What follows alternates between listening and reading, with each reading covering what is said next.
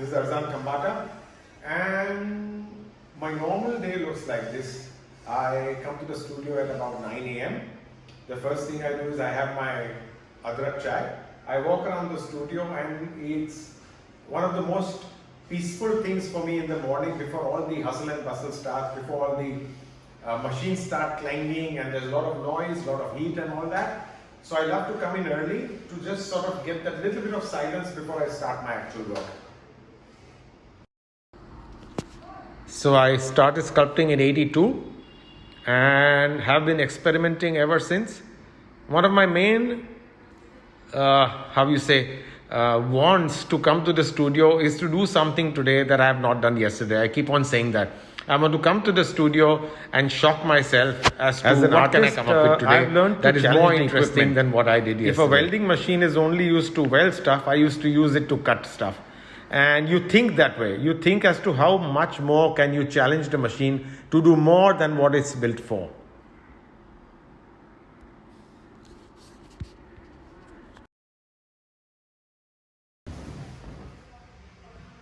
Cheers. So my day is like a bowl of mixed salad. There are so many things I do in one day, and I generally finish work by 5. I'm home by 5, and then I do my cycling and my yoga and my stretches or a little bit of running. But before 5, I'll tell you what I do. So I get in here at 9, and then the first thing I do is I go over my emails and I see sort of what inquiries have come in, respond to them in terms of doing my sketches, in sending photographs, in sending them costings. I respond to stuff that has come through. I do my pen and inks here. 1 hour a day I conduct my classes, sometimes 2 hours a day. And then I'm drawing on the studio floor. I'm responding to phone calls. I'm doing interviews like this one. That has happened a lot during the lockdown. And then of course I keep on thinking about what my next show is about. So even that occupies some part of the head, and then I come out with it. And then half the day I leave the comfortable space of my cabin and go out and I'm working on the shop floor. Either it's welding or molding or casting or bending wire. And you never know where the day goes.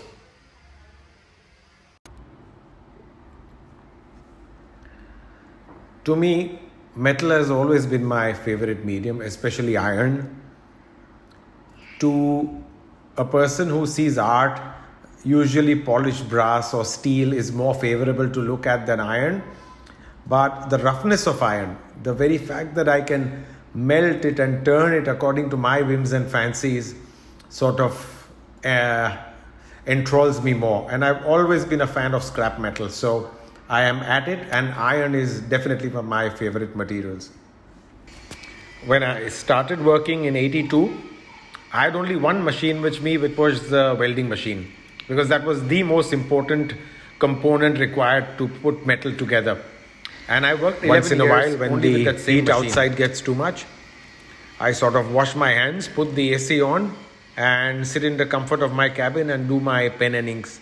These days I've been doing a lot of them, especially because that's all I did during the lockdown. It's super fun for me.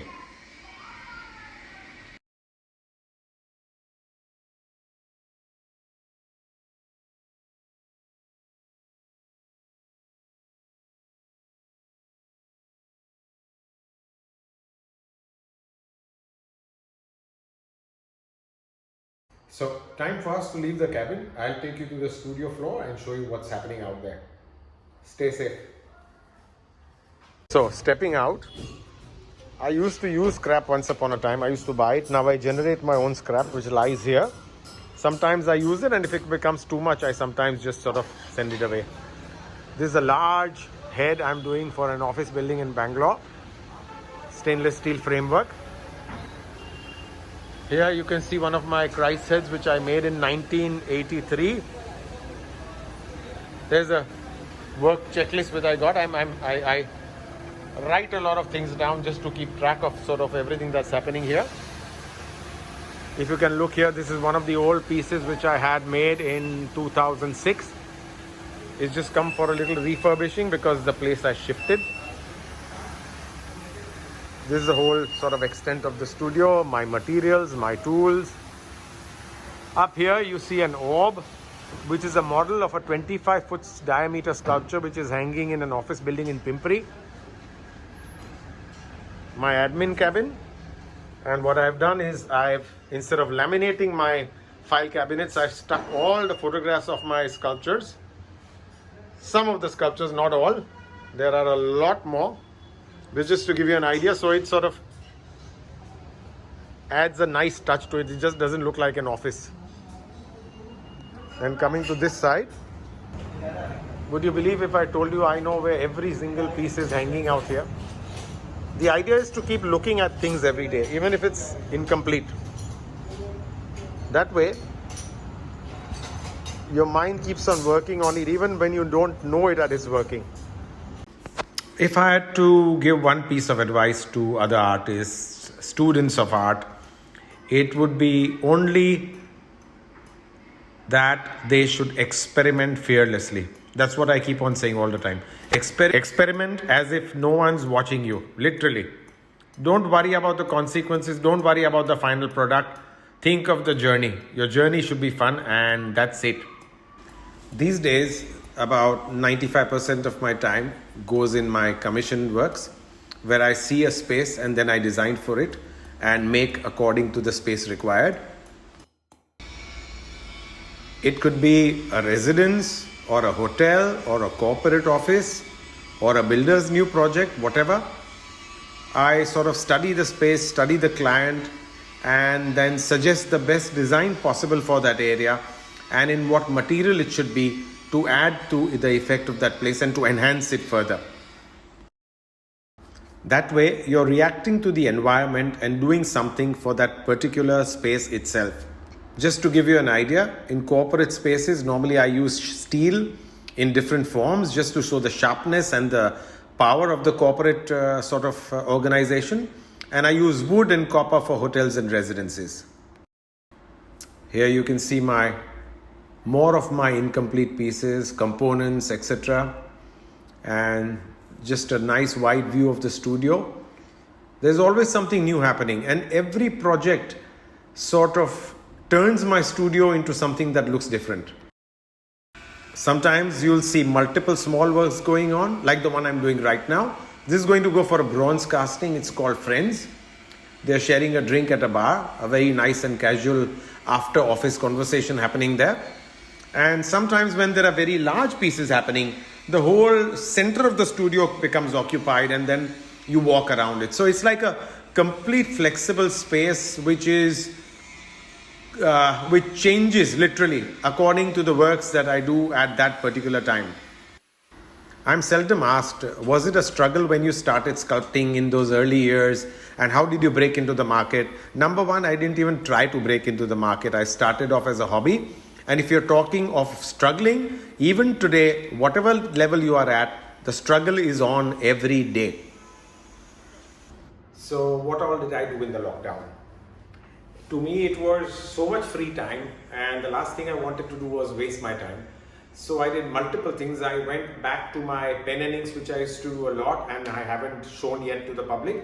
And I went at it full force, day and night. I used to keep on doing my pen and ink works. And then my daughter gave me the idea as to why don't you teach it. So I started Insta Live classes of the same. And they became so popular that then I did fixed curriculums on Zoom, which has been the absolute natural platform to use for anything. And till now, I've completed about 25-30 curriculums with about 500 students. So that kept me busy, and I'm still doing it. In fact, I've got a class in the evening today. Then what did I do? I took a unicycle and I learned to unicycle around my podium level garden, and I managed to do that after a month of practice. I started sorting out my multiple photographs which I have into albums and all that. I've always been doing it, but this time gave me more sort of freedom to keep at it continuously, so that I could at least complete something that I'd started before. And so many other things. I've been giving interviews, I've been giving talks.